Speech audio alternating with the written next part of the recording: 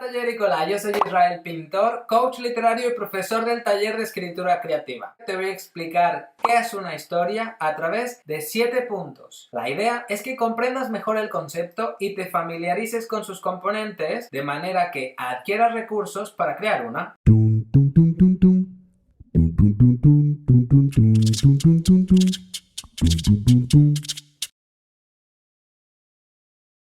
Para empezar, utilizaré esta metáfora. Escribir un cuento o una novela es como hacer una pizza. Y como dice el eslogan, el secreto está en la masa. Lo que quiero decir es que, para llegar a crear una pizza muy sabrosa, primero hay que saber hacer masa muy sabrosa. La masa es la base de la pizza. La pizza es el producto final, pero no la base. Además, con masa se puede hacer pan, galletas, bollería, etc. Si aprendes a hacer masa, podrás no solo hacer pizzas, todo tipo de alimentos que lleven masa como base. En términos literarios, esto significa que si aprendes a construir historias, podrás dar formas diversas a dichas historias a través de los géneros literarios: el teatro, la novela, el cuento, el cine, etc. Primer punto: una historia es un conjunto de acontecimientos ficticios o basados en la realidad, en orden cronológico, que permiten la reconstrucción y representación anecdótica de los mismos a través de las palabras, con un objetivo determinado, que es comunicar e incentivar el deleite estético. Dicho de otro modo, una historia es un cúmulo de acciones reales o ficticias que representan una situación determinada con un objeto determinado. A través de una historia transmitimos una idea o un mensaje y al mismo tiempo invitamos al deleite de sus formas. Punto número 2. El objetivo determina la naturaleza y el poder semántico de los hechos y las palabras empleadas para crear la historia. O sea, lo que significan esos hechos, así como el orden que se dé posteriormente a ellos. Centrémonos en el objetivo de la comunicación, ya que ahora intentamos aprender a preparar la masa de la pizza y no la pizza en sí. Si mi objetivo al contar una historia es decir que merece la pena ser persistente, porque la persistencia te llevará a la obtención de tus metas, los acontecimientos que habrán de componer mi historia tendrán que ser del tipo: quiero perder peso, entonces me alimento sanamente, hago deporte 2 o 3 veces por semana,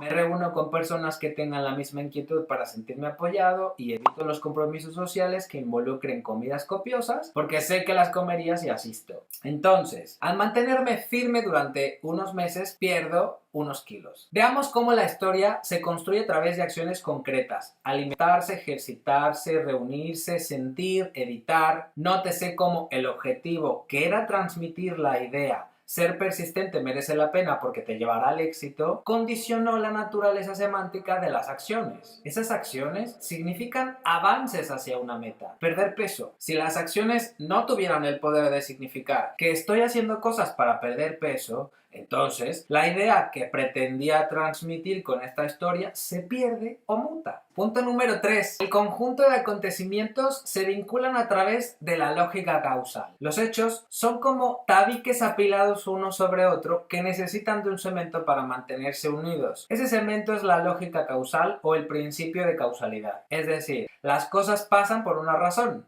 Causa-efecto. Cuando los hechos de una historia no se unen por una lógica causal propia a su universo, se produce una ruptura que lleva al intérprete a dudar sobre el valor de lo contado, es decir, que pueda ser verdad y útil. La idea que una historia comunica, para ser percibida, interpretada y asimilada con eficacia, requiere de una carga simbólica de verdad que lleva al receptor a valorar no solo los hechos, sino la idea que comunican en conjunto. Esa carga simbólica de verdad es el vínculo que los hechos necesitan para construir un todo creíble y valioso. Así, cuando yo te cuento lo que hice para perder peso, terminarás por hacer tuya una idea que inicialmente era mía. Sin que haya tenido que darte un sermón, pensarás: ser persistente merece la pena porque te llevará a alcanzar el éxito. Si también tienes unos kilitos de más, dirás: ah, claro, si él puede, yo también. Solo debo ser persistente y aprender de su caso. Perderé peso. Pero, si tú no tienes sobrepeso, al recibir esta historia igual extraerás la idea, llevándotela a tu terreno. Punto 4. La lógica causal produce verosimilitud. Cuando construimos una historia partiendo de hechos que obedecen a una lógica causal propia de su universo, lo que generamos automáticamente es que las personas crean que lo contado es posible y la idea comunicada es verdad, aunque los hechos sean todos inventados y la idea sea una una percepción personal subjetiva. ¿Alcanzas a ver el poder enorme que tienen las historias y que tienes tú para transmitir ideas? Es apasionante. Cuando hablo de la lógica propia de un universo, me refiero a que existen universos realistas y fantásticos, es decir, que representan la realidad en la que tú y yo vivimos y en la que rigen unas leyes científicas que nos ayudan a determinar qué es y qué no es verdad, o que representan una realidad ficticia y fantasiosa que se rige por unas leyes igualmente ficticias y fantasiosas, pero únicas de ese universo en que las cosas pasan de un modo concreto. Si yo hubiera concluido mi historia diciéndote que, después de todas esas acciones,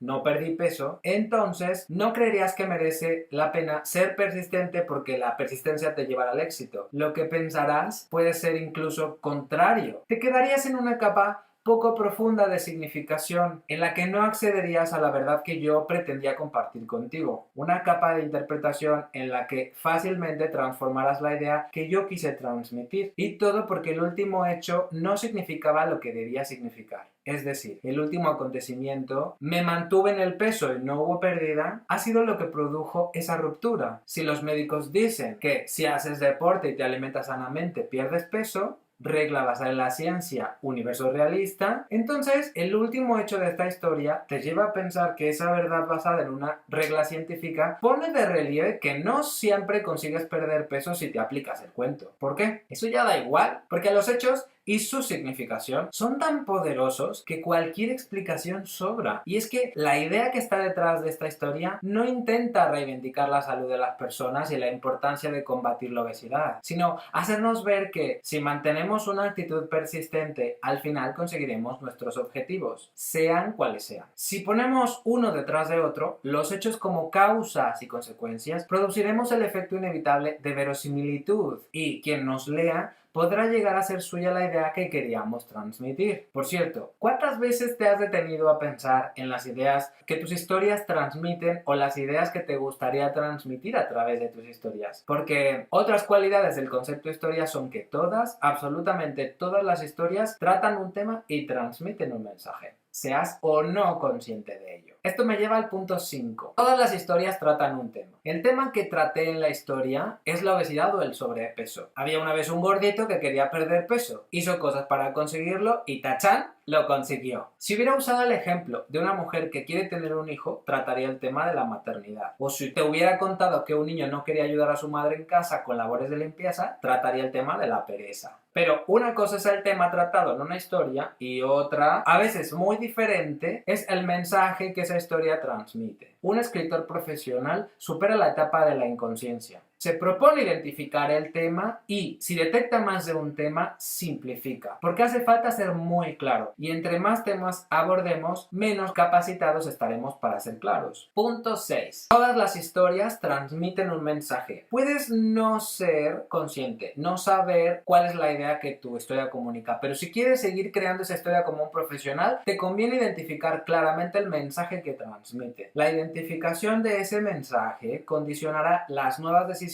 que tomes con respecto a los hechos que componen la historia. De modo que, una vez identificada la idea, te asegures de que los hechos signifiquen adecuadamente. Nótese cómo estoy hablando de nuevas decisiones y de seguir creando. Quiero decir que la identificación del mensaje o de la idea no se realiza mientras creas una primera versión de la historia, sino hasta que esa primera versión ha sido creada. Esto se debe a que las historias nacen de nuestro inconsciente, que está muy dentro de nosotros mismos y poco a poco se materializa sin que lo pretendamos en esa historia creada. Detenernos a identificar con calma lo que ha salido de nuestro inconsciente y tomar conciencia de ello conlleva un trabajo duro de autoconocimiento, que no podrá ser realizado sin distancia objetiva. Punto número 7. Sin conflicto no hablamos de historia, hablamos de anécdota. Para que los hechos en conjunto pasen de ser un montón de anécdotas y se conviertan en una historia apta para ser contada de manera literaria, necesitan ser creados y vinculados a través de un problema que el personaje protagonista quiere resolver o un objetivo que quiere alcanzar. Sin un conflicto no podemos hablar de historia desde la perspectiva de la construcción dramática. Pero, como esto requiere de una buena explicación, baste por ahora con saber que las historias son historias porque tienen un conflicto. Si carecen de él, son solo anécdotas. Yo soy Israel Pintor, coach literario y profesor del taller de escritura creativa. Escribe que la vida son 2 días y en uno hay bloqueo. Tu historia necesita dirección y tú, el videocurso Una historia paso a paso. Transforma ideas en obras literarias, con personajes y tramas que atraparán al lector. Cómpralo o tómalo por suscripción en mi web. ¿Quieres tomar clases conmigo?